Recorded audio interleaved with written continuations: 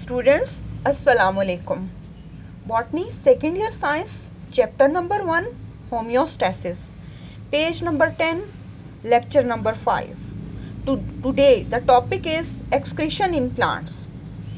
It is second element of homeostasis.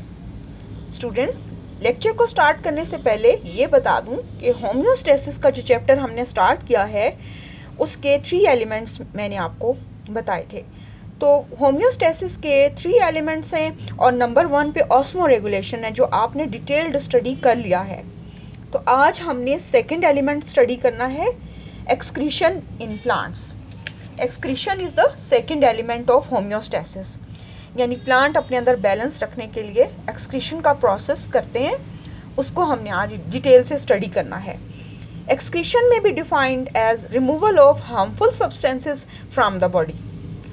Different substances are removed from the plant body by different methods. Oxygen, carbon dioxide, water, and some other waste materials are the excretory substances. Now we will discuss them one by one. First, number 1, oxygen. It is given out of the plant in photosynthesis through stomata. Oxygen is given out through stomata. Stomata are pores. These are very fine pores. These are present inside the leaves. Stomata are pore-like structures which are present in large number inside the leaves. And stomata are pores which are formed by the activities of guard cells. They can open and close. These pores are formed due to the activities of guard cells, and guard cells can open and close due to their activities.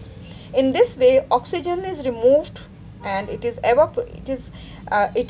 given out from the stomata. Number 2, carbon dioxide. It is the second excretory material. Carbon dioxide is also given off from the plant body through stomata.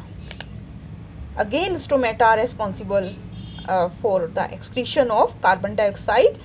And carbon dioxide is a product of respiration. During the daytime, in photosynthesis, and during night, it is given out of the plant body through stomata. It means carbon dioxide is also given off through stomata. Third element is water. It is a product of photosynthesis and respiration. It is lost through a process called transpiration. Water is evaporated through a process of transpiration. What is transpiration? It is the evaporation of water through stomata, and sometimes it remains within the cell to maintain the turgidity. यानी इससे ये पता चला कि अगर cell को पानी की ज़रूरत है तो वो उसके अंदर ही रहेगा, प्लांट बॉडी के अंदर ही रहेगा और सेल्स के अंदर ही पानी मौजूद रहेगा, और अगर एक्स्ट्रा अमाउंट पे होगा तो वो एवापोरेट कर जाएगा through stomata. Water is also evaporated through stomata if it is not needed by the plant body. Number 4, crystal formation. Sometimes crystals are formed inside the plant body. Inside the plant body, many mineral salts are taken up as ions and some organic acids, which are proved to be harmful and safely stored inside the vacuoles. Example, calcium oxalate. It is hard and known as cystolith. It means a hard structure is formed by the accumulation of organic acids. That hard structure is formed inside the vacuole and it is known as cystolith. This hard structure is called cystolith, which is formed by the accumulation of ions or extra acids, organic acids, which are safely stored inside the vacuoles.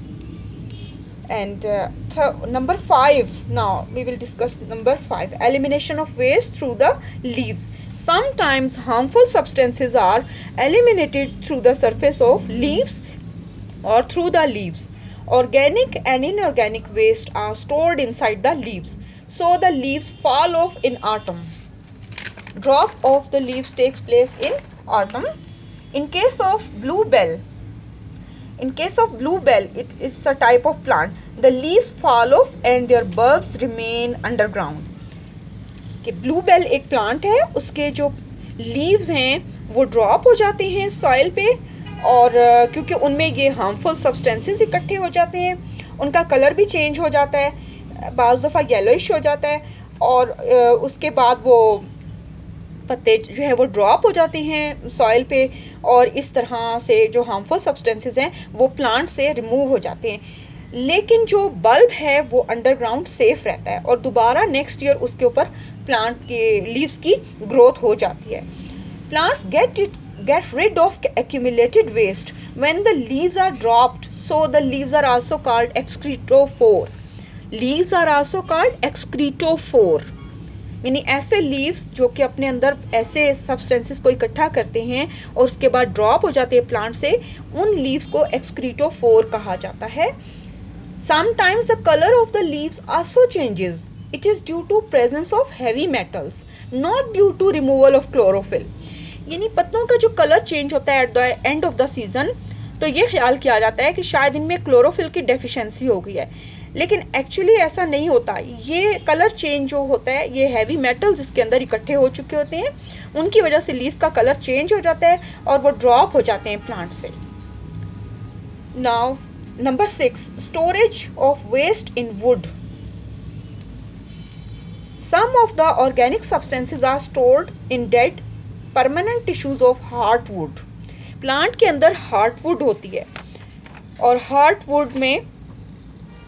Heartwood के अंदर जो है organic waste जो है वो इकट्ठे हो जाते हैं, और ये ओल्डर जाइलम होता है। एक्चुअली ये ओल्डर जाइलम के सेल्स होते हैं जो कि ब्लॉक हो चुके होते हैं ओल्ड होने की वजह से। ब्लॉक होने के बाद वो स्टोर हाउस बन जाते हैं और अपने अंदर केमिकल्स को स्टोर कर लेते हैं। For example in ebony very black would is produced in the center which store chemicals no longer used for transport. Now these tissues are not used for transport.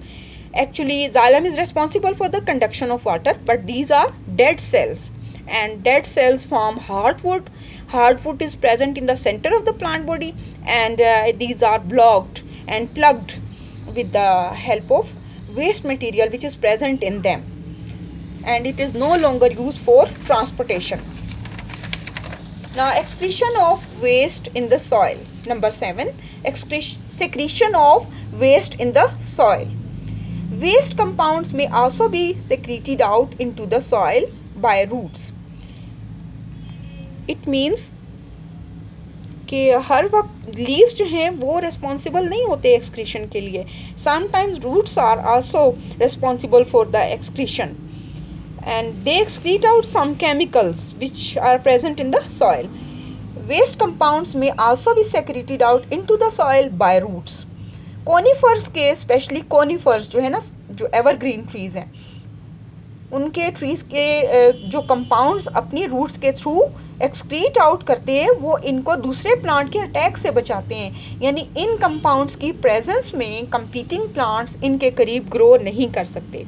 इसका फ़ायदा ये है कि प्लांट की रूट्स जब केमिकल को excrete out करती है, वो केमिकल सॉइल में प्रेजेंट होते हैं और वो दूसरे प्लांट्स को वहाँ ग्रो नहीं होने देते. वो कंपीटिंग प्लांट्स होते हैं एक्चुअली, और इस वजह से वो वहाँ पे जब ग्रो नहीं कर सकते, तो ये कॉनिफर के प्लांट की जो ग्रोथ है वो बहुत बेटर होती है. Now next is elimination through other parts. If harmful substances are produced inside the seeds, flowers and fruits, they also drop from the plant body. Sometimes harmful substances are present inside the seeds, fruits or flowers.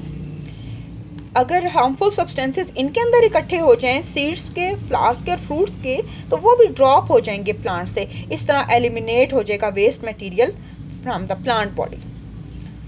Number 9, in aquatic plants. Aquatic plants are those plants which are present under water. They are present under water, so they also excrete out metabolic waste. In aquatic plants are directly disposed of in water by diffusion. In this way they get rid of waste material. It means waste material is diffused out into their outer environment inside the water. In this way excretion takes place in aquatic plants. तो आपने देखा कि different substances जो हैं वो किस तरह से एक्सक्रीट आउट होते हैं, और इसमें जो मेन रोल आपने देखा वो स्टोमेटा का है कि ज़्यादा स्टोमेटा रिस्पॉन्सिबल हैं एक्सक्रीशन के लिए, वाटर, ऑक्सीजन, कार्बन डाइऑक्साइड, इनकी जो एक्सक्रीशन है उसके लिए स्टोमेटा पोर्स होते हैं जो कि गार्ड सेल से फॉर्म होते हैं. Guard cells are 2 in number and they are kidney shaped structures and due to their activities the pores can open and close. तो इस तरह से प्लांट के डिफरेंट पार्ट्स जो हैं वो रिस्पॉन्सिबल होते हैं प्लांट की में हार्मफुल सब्सटेंसेस की एक्सक्रीशन के लिए.